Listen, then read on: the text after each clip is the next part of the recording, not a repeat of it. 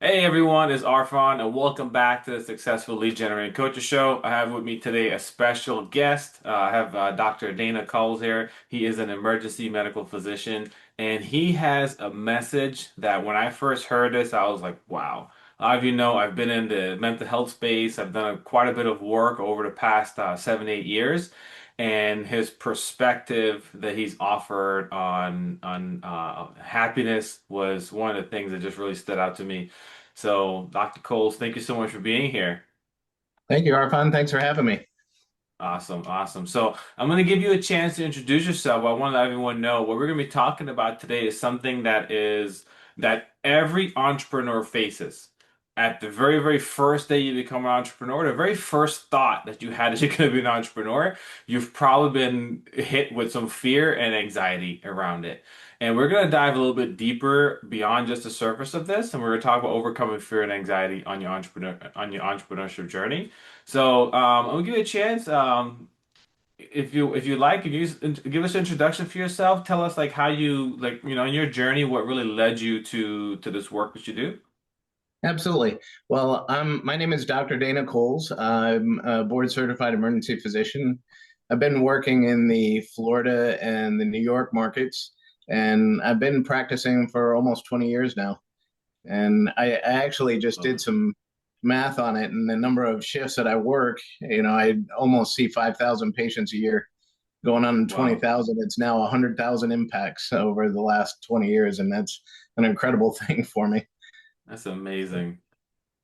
And I got started, initially when I was growing up, I was a kid that just had a ton of anxiety. And my father and my older brother used to combat that by pushing you into things. And, Mm, it looked to me like they were fearless. And that's what I wanted to do is go that fearless route. And so I tried to push myself to do things that were more aggressive, riding the bike down the hill without brakes or, doing whatever I could. And my brother liked to run across the roof of our house. So that was something that we did when we were young. And what I found is that it really compounded everything. mm, And so I tried to chase that path of fearlessness and learned quite a bit along the route. And wow. so when I was in college, I had the opportunity to get a free EMT license if I volunteered, and that was in southern Jamaica, Queens. And for an Okay. 18-year-old kid that thought he knew something about life, that was a quite an eye opener. So like these moments just kind of growing up with being into, having anxiety but then facing it, or not even facing, but even pushed into it. Was there a moment where you realized that in your life or career that this was really impacting your life and something had to be done differently? Well, the biggest event that I had was when I was 12 years old, and we were on our way to church actually on a Sunday morning, and it was raining a little bit, and we were in a minivan, and there's three rows to this three, and I was in the middle of row, and I can remember I was actually turned around on my knees backwards. It wasn't enforced so much about the seatbelts then, you Mm-hmm. know, and I was reading the Sunday comics, and I could tell you the Calvin and Hobbes and the Far Side cartoons that I was actually looking at. And then all of a sudden there was some squealing and a lot of, I heard just some screaming all of a sudden. And there was a big impact and crush of metal. And then all Mm, of a sudden I was looking at the handle bar of there's a handle that opens a sliding door. And that thing just came and crushed me right in the ribs and knocked the wind straight out. And then all of a sudden I was seeing my younger sister who was in a car seat, and she was faced up at me where her hair was straight up and her arms are up in the air, and you could see I was on the roof of the car, and then kept going, and I landed back down on the floor. And I remember the first thing that I thought then was about the A team. And in every A team episode, a car had rolled over and flipped, you yeah. know. And so when we got to the bottom of that, there was a lot of sights and sounds, and things that were happening. That one of them was the windshield had crushed in the car, and the windshield wipers were pushing it down. The rain was coming in, and it had a very distinct smell to it. Mm, And I had an older sister who was actually cut all across the face. She had a big laceration there. And I was 12 years old at the time. And my dad was yelling, "Is everybody okay?" And my uncle was thrown out of the car. And my older sister had leaned her face down and it sagged. And I could actually see the skull underneath it. mm, And, you know, everything in my life changed right in that split second. And so when we, you know, focused on everything from there, I remember feeling a number of things that were, my mother made me take off my shirt and put it on her face, you mm, know, and I remember that that was the biggest thing, was just, how could I give up my shirt? Why do I have to give up my shirt? You mm. know, your whole focus changes on to things that can even become petty at the time, Yeah. because you get lost in that moment. And the one thing that I learned the most out of that moment was, remember this phrase, the only thing to fear is fear itself. Mm-hmm. Mm-hmm. You know, that's the biggest lie in the world. It's garbage. And if you go to walk through southern Jamaica, Queens at 2 o'clock in the morning, tell me if the only thing you have to fear is fear. You know, Yeah. and talk to the veterans that have been to Afghanistan or Iraq and tell them, ask them, is the only thing to fear fear. You Mm, know, but what I learned right at that moment was the thing to really fear is helplessness. And mm, what you need to do in life is make sure that you're building up your skill set and build up your steam to be able to ward off helplessness. And that's what we do. That's why you go to the gym. That's why you go to school. That's why you get a degree. Everything in life that you're doing is you're trying to ward off helplessness. yeah. And the one thing that becomes paralyzing is stopping, or to not get started. You know, so people will have plans or ambitions and things like that, and they don't start them up. But what you find is that navigation is so much easier than motivation. Mm, So to be able to start up and even make mistakes or go the wrong way, you can navigate and pivot so much easier than getting that boulder started in the first place. that's true. So true. So that's interesting. So really building up the skill sets that are needed. You speak a little bit more about that as far as like when you say the skill sets, what are when it comes to fear, anxiety, the entrepreneurship journey, or just tackling life in general, what are some of the skill sets that you've seen that just are underdeveloped and that we need to really start saying, hey, I need to be diligent about building up. Like you mentioned the gym and things, but like every single day or just top of awareness, what are these skill sets that we should be looking at? So the first thing that I would say is that the medical service has done a huge disservice to people by treating fear and anxiety as a disease. You know, a Mm, disease is something that a few people have in a broken part of the system. But fear and anxiety is something that everybody shares, and it's actually a survival instinct. yeah. And so it's a common human experience. It's not something that needs to be warded off. So the first and most important skill set is to understand that fear and anxiety is a tool. And it's Mm, something there that makes us pay attention. And the answer to that is, when you feel fear, you need to slow down and pay attention. The problem is that people will feel uncomfortable and they want to ward off an uncomfortable feeling. And so they mm, rush through things. So, like recently, my children have to do a yearly speech in front of the school that profiles a historical figure, and they get anxious. And yeah. so they all of a sudden they rush through it and they say da da da da da da da, and I say blah blah blah blah. I didn't hear a word you said. You know, Yeah, it's all jumbled up. but what you need to do is be able to slow down and pay attention. And what I learned in my path to fearlessness is that fearlessness is a fool's errand. You know, Mm, fear is a tool to be able to be used, And to ward it off, the only people that are truly fearless are really thoughtless and careless. Yeah. So when I work in the emergency room, people will say to me, I'm really scared of working here. I'm nervous about working here. And my answer is good. Don't ever lose that, because that's Hmm. the part that keeps you on your toes and keeps moving. So the first skill set is being able to know and understand that and to be able to use that. And that's a very, very effective tool in life. Yeah. I think The that's really second powerful thing, that you mentioned that. Nope, sorry to cut you off there. I think it's really powerful that you mentioned that though, because it's so true. Like if we're driving a car and there's a fearful situation, it's our instinct is that it kicks in to help us to get out of it, move out of it.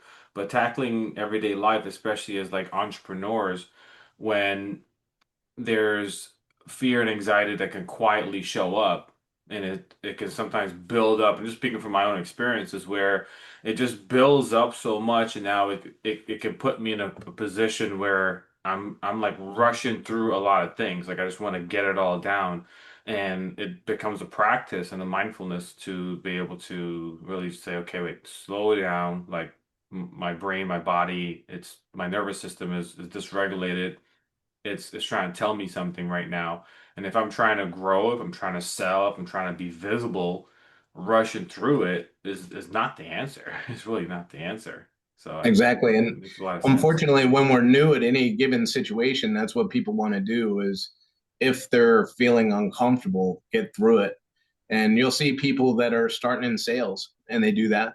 I can tell people who are brand new at sales because they'll be rushing to the next statement. They know, what they want to say next, and they're rushing on through that instead of having that mindfulness of being able to slow down with the sales and actually communicating with the person and talking with them and understanding where they're coming from first. And that takes more of a methodical skill set than to just push your agenda on them.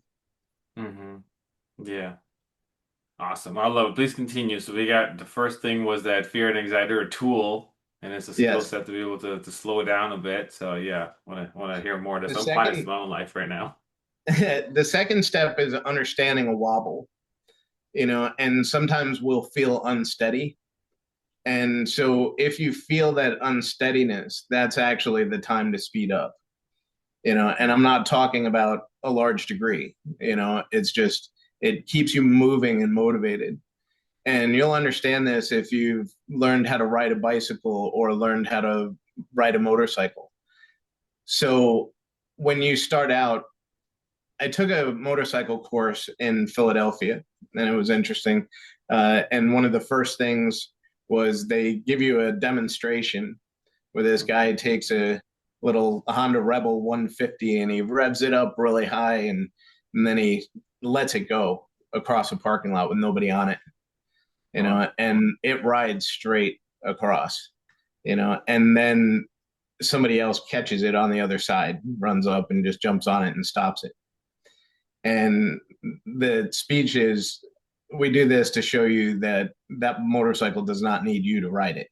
You Mm. know, it will stay up. But when you feel that wobble or you feel very just unsteady, not the anxious or the fear, but unsteady, the answer is giving it a little acceleration. And so if you're leaning over too far on a bike, if you give it a little acceleration, it straightens up. Same with a bicycle. So life works a lot the same way too, where if you feel that wobble or leaning, give it a little bit of acceleration and it'll straighten up, and that keeps you moving. And any Mm. fear that you have is going to get amplified the more you stay stagnant. So if you're trying to find which direction that you're going without moving, it's very, very difficult to do. Yeah, yeah, that makes sense. When you say wobble, how does one identify that in the midst of it? Because sometimes when we're in the middle of it, it can be somewhat tricky to know if like, hey, am I slow down, speed up, wobbling, falling? What's really going on?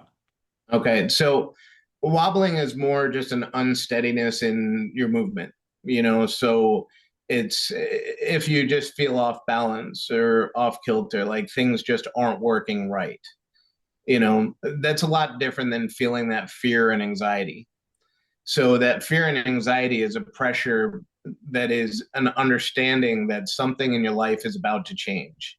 Hmm. And the one thing that I have found in talking to people is that the people who carry the most anxiety in life are very empathetic people.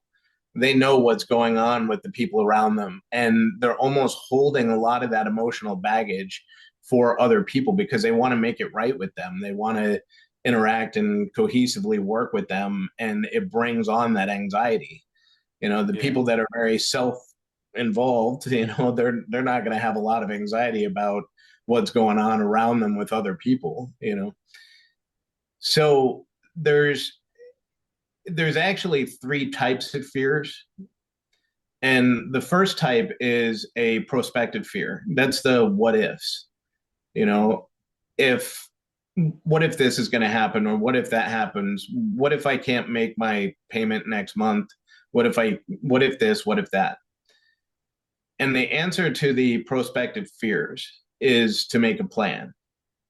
And more importantly than making a plan is you have to trust your plan. And we work through Yeah. this with people in the emergency department all the time, especially if they're having the what ifs of the biggest scenarios. What if someone is dying? What if this? What if, and that's the whole purpose behind a DNR, or I want to have full resuscitation or life support.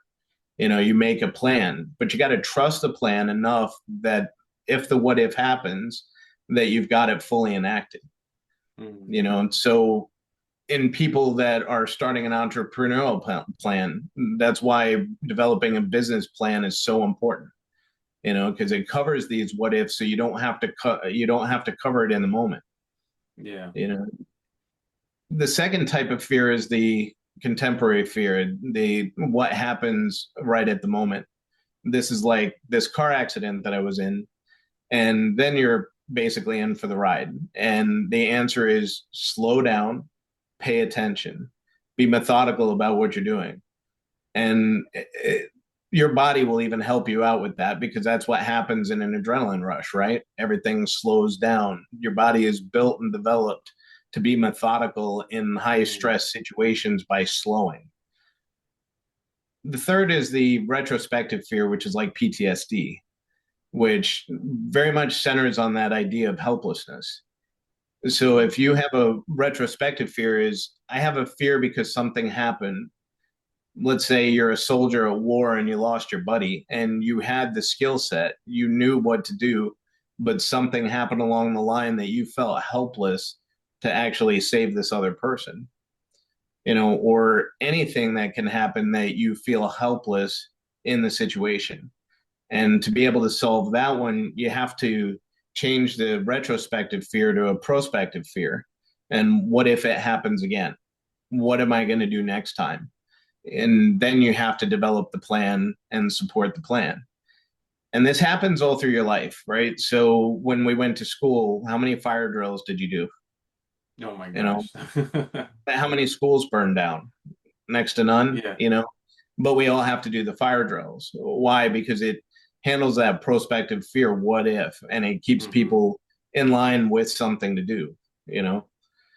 And so all these plans are developed through medicine. We have how to run a code, how to do ACLS scenarios. We've planned it, we've trained it, we develop it.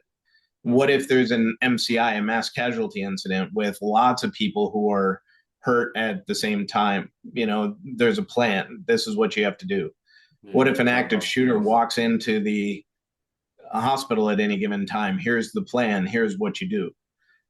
And Yeah. that seems to be, for me, one of the things that I find lacking in a lot of people who come to the emergency department, because I'll ask them what their fears are and what have they done to develop a plan.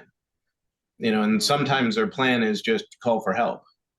And especially in a time of entrepreneurship or business development, that's not the most appropriate thing to do. It's about developing and expanding the resources. Hmm. That's deep. I like that a lot. Can you tell me like because you touched on a bit of this here, but from your perspective, and you're a doctor and work in the emergency medical. When we're feeling stuck, overwhelmed, or frozen, like what's actually happening in the body? Like chemically, nervous system, etc., wherever it is, like what's actually happening in the body? When you're feeling stuck, it's actually a disjointment. So there's something that I've talked with people about. To understand it a little bit better, you have to understand that there's actually three separate intelligences that people have. And they communicate with each other, but they're very, very distinct, right? One is your cognitive intelligence. So the cognitive intelligence is your facts, your figures, your history, what you know, and you train it. You have to develop it. The second is your physical body intelligence. And it's very different. There's so many things that are happening in your body that cognitively you're not fully aware of. Hmm. How much food is in there, how much you're digesting, your heartbeat, your heart rate, your breathing. That all goes on a lot of times without you, and you can influence it by communicating with it, but it's a very distinct intelligence. And if you ever do any powerlifting, one of the concepts is called loading the bar. And when you load the bar is basically you go to lift a very heavy weight and your mind sits there and says, I can lift this. I've lifted it 100 times. You lift it and you get injured, Hmm. right? But if you load the bar, which is you actually have to just push it up just a little bit, not even necessarily off the rack, but just a little bit, your body gets a sense of how heavy it is and it regroups different muscle fibers. And once it regroups those different muscle fibers to be able to handle that big load, you lift it no problem, no injury, right? And so that's actually, people will call it muscle memory, things like that. There's times when I've been able to suture and, I can just stitch somebody up while having a full different conversation with somebody and not even looking at it. The hands are just going, Yeah. and it goes through that. And the third is spiritual intelligence. It's this awareness of what is right or wrong instinctively, right, that Hmm. everybody has a shared experience of, and it's not based in anything necessarily in reality, like the sense of justice or fairness. Hmm. If you are the passive observer that's going to be very objective and you look at life, you would say there is no fairness, there is no justice, right? There's Yeah. nothing fair in this world. But even a toddler understands fairness, and where did that information come from? So they did Hmm. these experiments with these kids where they put three different plates, one in front of mom, one in front of dad, one in front of the kid.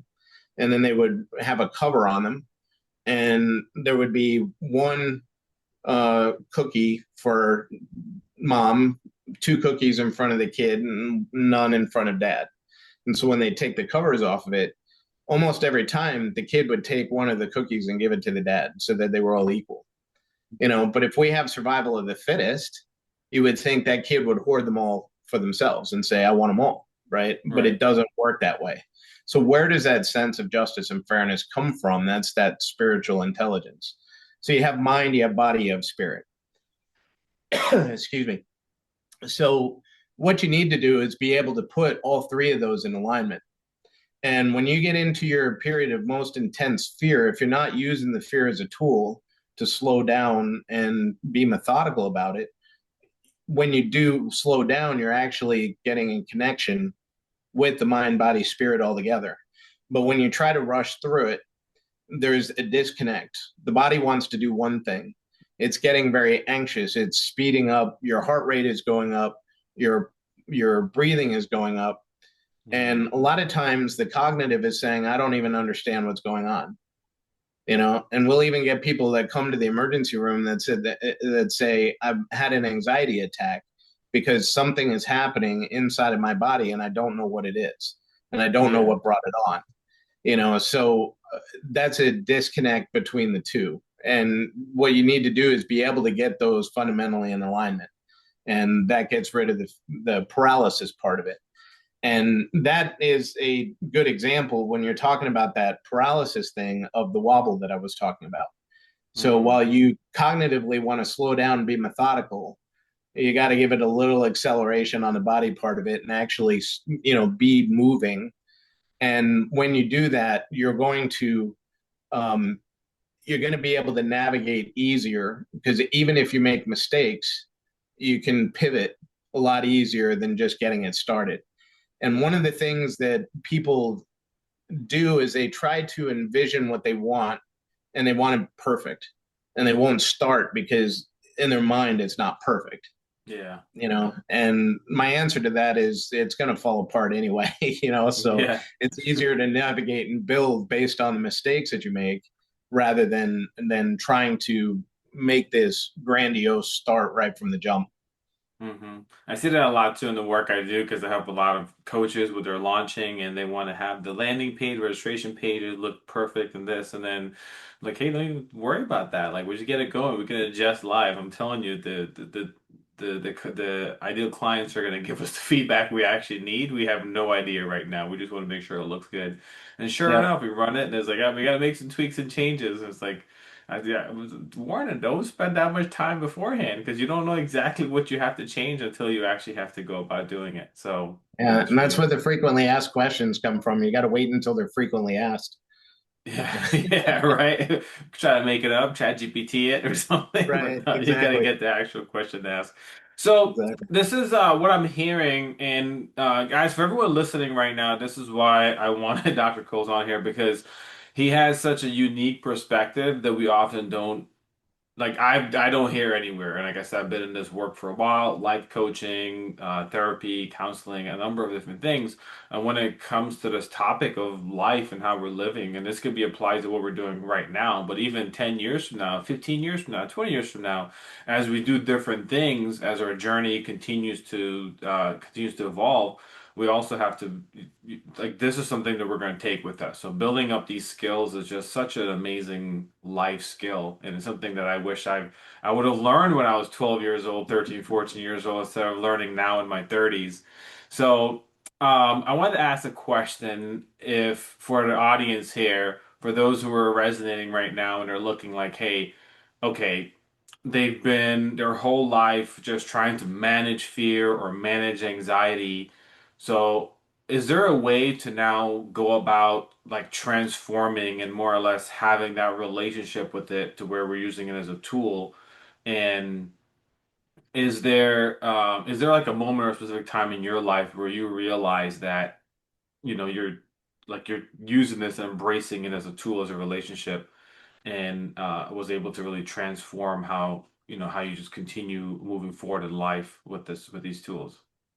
Yeah, it was when I started medical school, for sure. And so, even from the time I understood from when I was young that I just never ever wanted to feel helpless again. And that's what drove me on towards going the medical school route. But from that perspective, I wanted to be fearless, and I got a license and everything. I wanted to go skydiving. I wanted to drive motorcycles. I wanted to fly airplanes. I became a pilot. I did what I could because I was like, I'm going to be fearless, and Hmm. everything just terrified me even more. So the first thing is stop warding it off. You know, Even though it's an uncomfortable feeling, our medical society has said if it's uncomfortable, it should go away, Hmm. and that's not the way we're built as people. That's not what we're supposed to understand. And one of the things, if I ask people what they want out of life, they tell me they want happiness, right? The happiness is the coup de grace. Disney is the happiest place on earth. I want my happily ever after. Hmm. And what people need to understand there is that was actually a marketing ploy that started in the 1800s because they changed the idea from a satisfaction of happiness to a euphoric happiness. Hmm. The little known secret is that came from Sigmund Freud, who was very big proponent of utilizing cocaine. So it's a super easy way to get euphoric happiness. But what marketers have learned, and Edward Bernays, who was, the chief marketer in American history, was Freud's nephew. They learned that happiness parts people with their money, and that's why every one of Disney's rides will end in a gift shop. Because The happier we make you on the ride, the more likely you're going to spend the money right after. Mm, And we've been inundated with this so much in our marketing, buy our product, eat our food, drink our drink, wear our makeup, you're going to be happy. And so if I ask people what they want out of life, they tell me happiness. And what people really want and need out of life is security and affirmation. They need to know that things are going to be okay and that they're a good person in the process. mm, And so with this push towards happiness, it reinforces this idea that anything uncomfortable needs to go. But I will tell you that you will not develop anything and you will not progress anywhere when you're comfortable. And so you have Damon John wrote the book The Power of Hungry, and those things that, if you get yourself into a position where you're uncomfortable, you're going to retain more, build more, develop more. And when I was in medical school, one of the things that I would do is if I failed a test or failed a project or whatever, and I had to go retackle it, the first thing I would do is turn the temperature either all the way hot or all the way cold in the room I was studying in. I would get rid of the padded seat and sit on something that was very rigid and make sure that mm, I'm sitting upright, not lounging on a couch, and just make yourself very uncomfortable in that position. Your workload goes through the roof, but people interesting. will tend to want to be happy. So they change all that for, comfort, and they want to be lounging, and that'll make you sleepier and less productive. And, that there's all kinds of factors for it. Mm, But if you learn, so to speak, as they tell you in the military, just enjoy the suck, right? It's going to suck. So, get used to being comfortable in the uncomfortable. yeah. And if you can learn to not ward off these uncomfortable feelings, then they're significantly more useful right away. If you ask yourself, why am I anxious right now? And what can I do as I'm slowing down and being more methodical? What decisions do I need to make differently now? What are the potential things that are going to hit me? And what would I do if that situation were to happen? One of the things that I've done throughout my whole career, is I tell people always know your parachute, right? Always have your parachute. So I go on job interviews, even in the position that I'm in right now, and that's how I got into a travel job. Is I just interviewed for it, and so as you go and interview, the person's going to ask you, "Why do you want this job?" And I say, "Hey, I don't necessarily want it. I've got a great job, but I like to get to know people. I like to know what you're offering, what kind of work environment that you have. I'd like to keep you, in my contact list." And if you need me, right, and I'm talking you really need me, then we can talk about me coming over, but you got to show me that you need me, right? Mm, But in that regard, things can happen any given day, right? And I tell people out of the emergency room, yesterday was an entire lifetime away, right? So if something were to happen tomorrow and you lost your job, who would you call? mm, What phone number would you dial? And if people don't know that, I would say then you don't know your parachute, right? And so as long as you have the parachute on your back, trust me, you'll fly a lot higher. If you yeah. know, okay, if things go bad, I know exactly what I'm going to do. And then you stop worrying about those pitfalls of, what if this fails or that fails. And the other thing that I like to give people as a quote was from an old wrestling coach of mine, and he always used to tell me that life is not about your wins, right? Every toddler knows how to do a touchdown dance. Mm, Life is more about your losses and how you handle them. So he said, go out there and be good. If the other guy's good, you be better. If the other guy's better, you be the best. And if he's the best, you better get up there and shake his hand. And so if you have to, go out there and lose like a winner. powerful. And get that printed for my wall. I love that. That's awesome. Hey, today has been very rewarding and rich. I was really happy to have you on here. I've wanted you for a while, as you know, because this is really gold, and we could sit and we could talk for quite a while. And I do know. before we wrap up here too, that you do also have a speech that's also online where you dive a little bit more into this, where you go into the happiness. And I think you break it down at a really great level to really which has allowed me to also, as I go about the world, like to see how this is manufactured in certain places.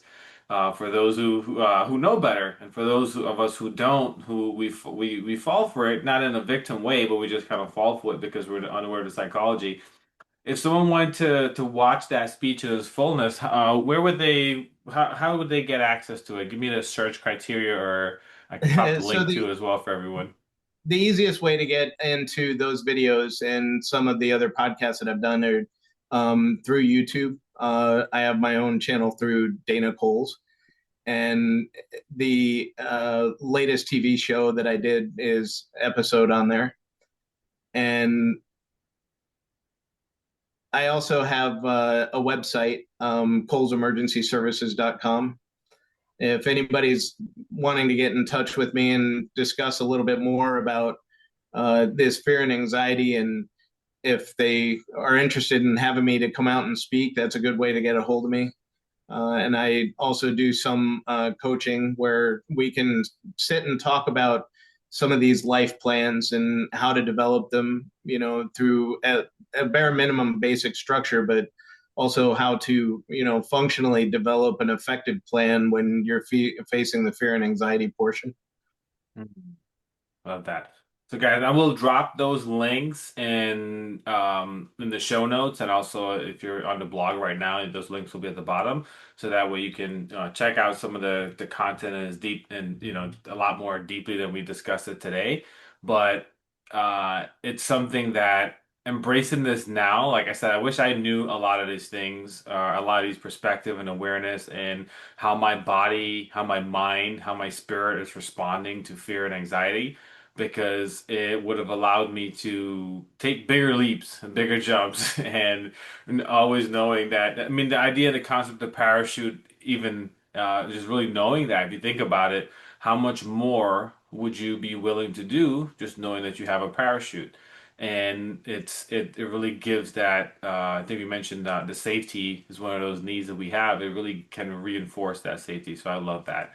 Just a few other questions so we can wrap up today. I think Yeah. that a lot of entrepreneurs, including myself, we can struggle to tell the difference between fear and intuition.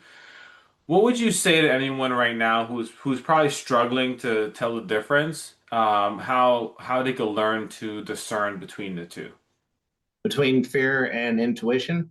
Yeah, just like between the fear, intuition, like what is it that I'm feeling that's actually fear, or what is it that's like my gut? My gut is actually telling me to do this or not do this, or speed I up, slow apologize down. for that. I'm sorry. Yeah, no, you're good. um, so if you talk about fear and anxiety as far as, things that are going to give you apprehension is going to be a lot different than intuition. Intuition itself is going to be a knowledge base of what I need to do, and it almost comes inherently. So when your spiritual side of you is talking to you, that's the, where did that thought come from, or just Mhm. having a knowledge base that you never knew that you had, those things are just coming from somewhere.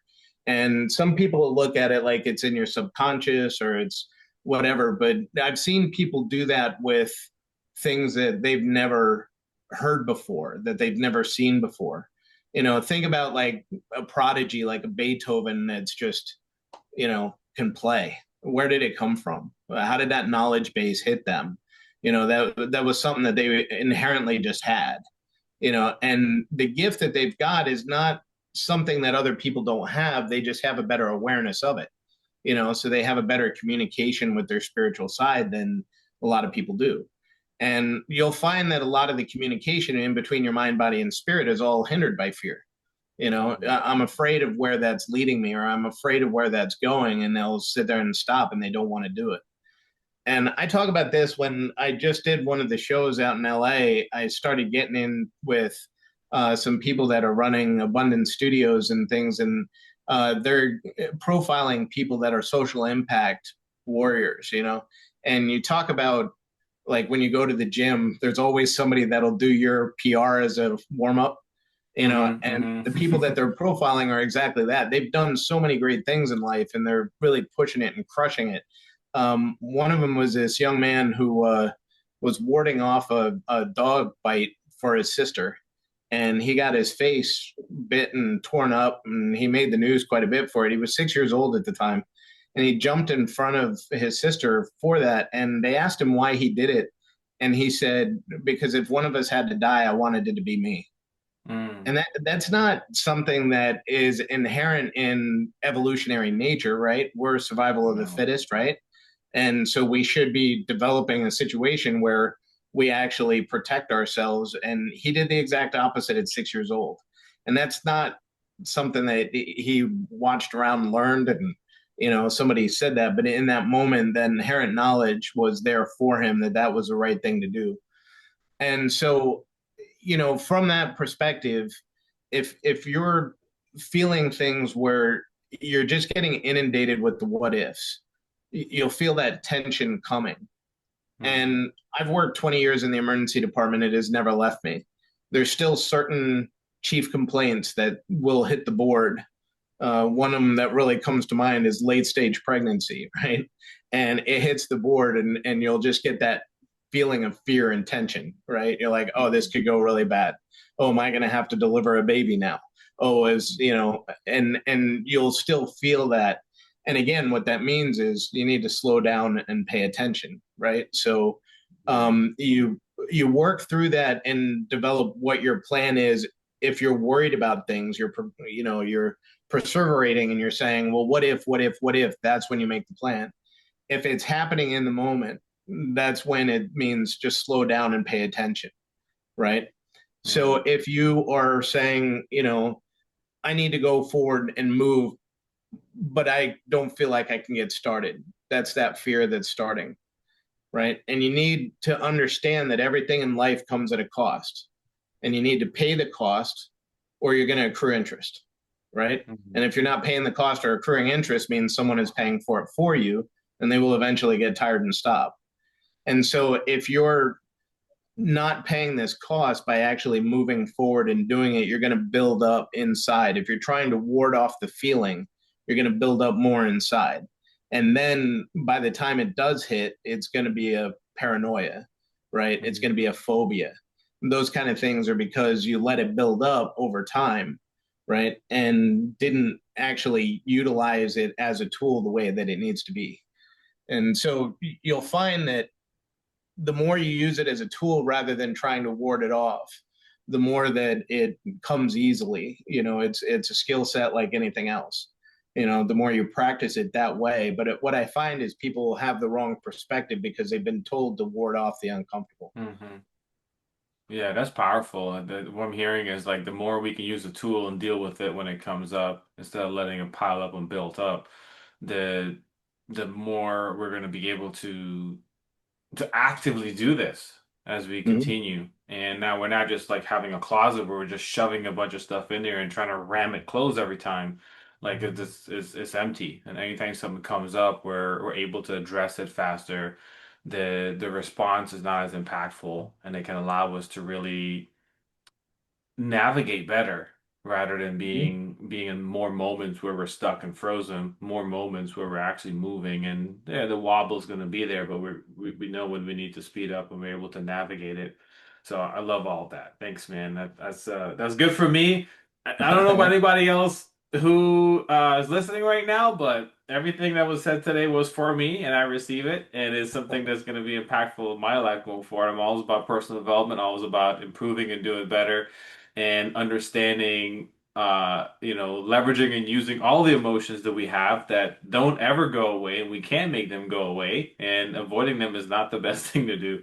So when it comes to fear and anxiety, this is one that pops up a lot in our culture, more so than we probably need, and just life in general. But we're in a time right now where a lot of comfort is around us, and it can be easy to want to do away with anything that feels uncomfortable. So I like the idea of embracing it and using it as a tool rather than trying to ward it all off. So last thing, you have the microphone. everyone that's listening right now, or just what's one last piece of advice or piece of wisdom that you'd like to leave us with today? Number one thing is, we talked about people drive towards happiness. And the one thing that I want to focus on is that what people need is a security and affirmation. And so the message that I would send out to people is you're so important. You're so needed in what you do. And one of the biggest mistakes I feel that we made in COVID is well intentioned, but remember who they said was going to be working, is the essential workers. Hmm. Imagine telling 80 to 90% of your population that they were non-essential. And I think that was one of the biggest mistakes that was made. I hear people saying, I'm just this or I'm just that. And it's like Hmm. people don't pay you money because it's funny, right? You're pivotal, you're vital. Don't ever minimize the contribution that you make to people. And if I asked you, what is the opposite of happiness? Or what is the opposite of depression? People tell me happiness because of that marketing propaganda.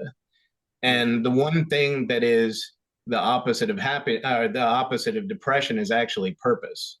Hmm. And so what I would like people to do is make sure that they focus on that purpose as more importantly. And for people who are going down the entrepreneurial route, they've already got that. That's the innate part in their spirit because not everybody can do that. And just by taking the step to do it, they've done something that 80, 90% of the population can't muster the courage to do. They've Yeah. already taken that leap. And so to do that, what they're doing is something that's pivotal in our society. And even if they have a company that doesn't work or, they move on to the next one, that spirit that grows inside of them, that's building and innovating and developing and making something new that other people aren't doing the same way, that in of itself is critical for the development that we have in our country and our society. That's what's made us great. So I really encourage everybody who's going down the entrepreneurial route. Like Shark Tank was the best thing to happen to our culture, and the fact that so Love many Shark more Tank. people are developing into it now because they see that golden ring that comes up from it as pivotal, so I applaud everybody who's doing it. I really encourage them, and I hope that instead of being happy in what they do on a day-to-day basis, they're taking that security and affirmation to know how pivotal what they are doing is. Love that. Thank you so much. Dr. Coles, again, thank you for being here. For everyone listening, if you need to get in contact with Dr. Cole, so it's Coles Emergency Services, that's Cowles, correct? Yes. And don't forget to also just I will pop some of the videos in the description so you guys can also check out the just some of the longer talks about this because I think it's very impactful and is a bit different than what we normally hear some of the gurus say and or even their long-winded approach to say some things that may sound similar.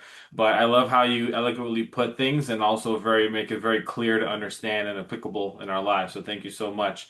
And for everyone, thank you for tuning in. Don't forget to share this with somebody that you think would be helpful for. Like, subscribe to the channel. And with that being said, we'll catch you on the next episode. Bye, everyone.